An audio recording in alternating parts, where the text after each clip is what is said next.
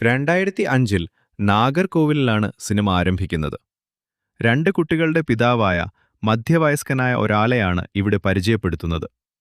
ഇയാൾ തന്റെ കാമുകിയെ ഒരു ഹോട്ടലിലേക്ക് കൊണ്ടുപോകുകയും നിലവിലുള്ള ഭാര്യയുമായുള്ള വിവാഹബന്ധം വേർപെടുത്തി അവളെ വിവാഹം കഴിക്കണമെന്ന വിഷയം അവൾ ഉന്നയിക്കുമ്പോൾ അവളെ കൊലപ്പെടുത്തുകയും ചെയ്യുന്നു.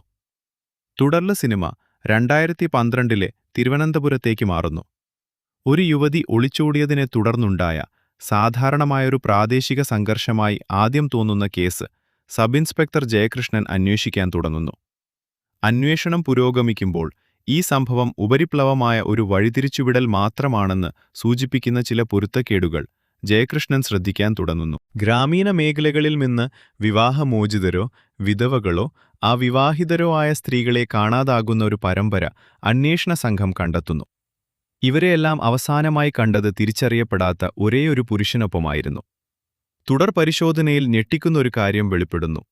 കേരളത്തിൽ ഒരു കൊലപാതകം നടക്കുമ്പോൾ അടുത്തത് നാഗർകോവിലിന്റെ ഗ്രാമീണ മേഖലയിലാണ് നടക്കുന്നത്. അന്വേഷണത്തിനിടയിൽ മധ്യവയസ്കനായ ആ വ്യക്തി ബസ്സുകളിൽ വെച്ച് കാണാതാകുന്ന സ്ത്രീകളുമായി സൗഹൃദം സ്ഥാപിക്കുന്നതും അവരെ ലൈംഗികമായി ഉപയോഗിക്കുന്നതും തുടർന്ന് വിവിധ രീതികളിൽ പ്രധാനമായും ഗർഭധാരണം ഒഴിവാക്കാമെന്ന വ്യാജേന സയനൈഡ് കലർത്തിയ ഗുളികകൾ നൽകി കൊലപ്പെടുത്തുന്നതുമായ ദൃശ്യങ്ങൾ കാണാം. ഓരോ ഇരയുടെയും ഫോൺ ഉപയോഗിച്ചാണ് അടുത്ത ഇരയെ ആകർഷിക്കുന്നതെന്നും അങ്ങനെ അതൊരു തുടർച്ചയായ കണ്ണിയായി മാറുന്നുവെന്നും അന്വേഷണത്തിൽ തെളിയുന്നു.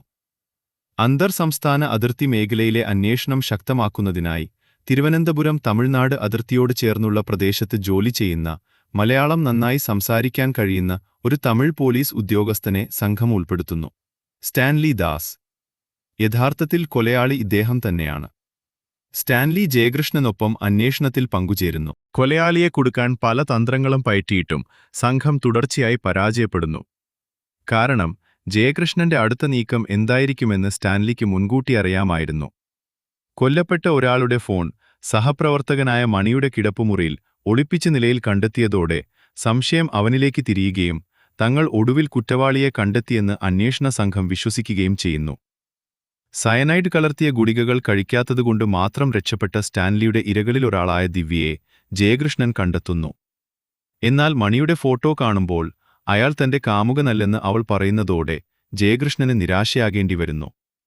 ഇതിനിടയിൽ വിവരം അറിയുന്ന സ്റ്റാൻലി മണിയെ കൊലപ്പെടുത്തുകയും പോലീസുമായി സഹകരിക്കരുതെന്ന് ദിവ്യയെ ഭീഷണിപ്പെടുത്തുകയും ചെയ്യുന്നു. തുടർന്ന് ദിവ്യ സ്ഥിരമായി യാത്ര ചെയ്തിരുന്ന റൂട്ടിലെ ഒരു ബസ് കണ്ടക്ടറെ ജയകൃഷ്ണൻ ചോദ്യം ചെയ്യുന്നു. ദിവ്യയ്ക്കൊപ്പം പലതവണ യാത്ര ചെയ്ത ഒരാളെ കണ്ട കാര്യം ഓർത്തെടുക്കുന്ന കണ്ടക്ടർ അയാളുടെ മുഖലക്ഷണങ്ങൾ ഒരു പോലീസ് സ്കെച്ച് ആർട്ടിസ്റ്റിനോട് വിവരിക്കുന്നു. ഇക്കാര്യം അറിയുന്ന സ്റ്റാൻലി ബസ് കണ്ടക്ടർ തന്നെ തിരിച്ചറിയുമോ എന്ന ഭയത്തോടെ അവിടേക്ക് കുതിച്ചെത്തുന്നുവെങ്കിലും തയ്യാറാക്കിയ സ്കെച്ച് മറ്റൊരാളുടേതായിരുന്നു. തന്റെ അടുത്ത ഇരയായ ഷൈനിയെ കോട്ടയത്തുള്ള ഒരു ലോഡ്ജിലേക്ക് കൊണ്ടുപോയി കൊലപ്പെടുത്താൻ സ്റ്റാൻലി ശ്രമിക്കുന്നു. ക്യാഷ്യറുടെ ശ്രദ്ധ പതിഞ്ഞേക്കുമെന്ന് സംശയിച്ച് സിഗരറ്റ് വലിക്കാനെന്ന വ്യാജേന പുറത്തിറങ്ങുന്ന അയാൾക്ക് പ്രധാന കൗണ്ടറിൽ വെച്ച് അപ്രതീക്ഷിതമായി ജയകൃഷ്ണനെ കാണേണ്ടിവരുന്നു. സംശയിക്കപ്പെടുന്ന വ്യക്തിയുടെ രേഖാചിത്രമെന്നു പറഞ്ഞ് ജയകൃഷ്ണൻ ഒരു കടലാസ് സ്റ്റാൻലിയുടെ കയ്യിൽ നൽകുന്നു. അതിൽ തന്റെ മുഖം കണ്ട് സ്റ്റാൻലി ഞെട്ടിപ്പോകുന്നു. ദിവ്യയും ബസ് ഡ്രൈവറും സ്റ്റാൻലിയുടെ മുഖം കൃത്യമായി ഓർത്തെടുക്കുന്ന രംഗം ഫ്ലാഷ് ബാക്കിലൂടെ കാണിക്കുന്നുണ്ടെങ്കിലും ജയകൃഷ്ണൻ ആ വിവരം സ്റ്റാൻലിയിൽ നിന്ന് മറച്ചുവെക്കുന്നു. താൻ തിരിച്ചറിയപ്പെട്ടുവെന്ന് മനസ്സിലാക്കുന്ന സ്റ്റാൻലി ജയകൃഷ്ണനെ കൊല്ലാൻ ശ്രമിക്കുന്നു. എന്നാൽ ജയകൃഷ്ണൻ അയാളെ കീഴ്പ്പെടുത്തി തല തറയിലിടിച്ച് പരിക്കേൽപ്പിക്കുകയും മരിച്ചുവെന്ന് കരുതപ്പെടുന്ന അയാളുടെ ശരീരം കാറിന്റെ ഡിക്കിയിൽ കയറ്റിവെക്കുകയും ചെയ്യുന്നു. കാർ ഓടിച്ചു പോകുന്നതോടെ സിനിമ അവസാനിക്കുന്നുവെങ്കിലും ഡിക്കി ഉള്ളിൽ നിന്ന് തുറക്കാൻ തുടങ്ങുന്നത് സ്റ്റാൻലി ജീവനോടെയുണ്ടെന്ന സൂചന നൽകുന്നു. സ്റ്റാൻലിയെ മമ്മൂട്ടിയും ജയകൃഷ്ണനെ വിനായകനുമാണ് ഈ സിനിമയിൽ അനശ്വരമാക്കുന്നത്.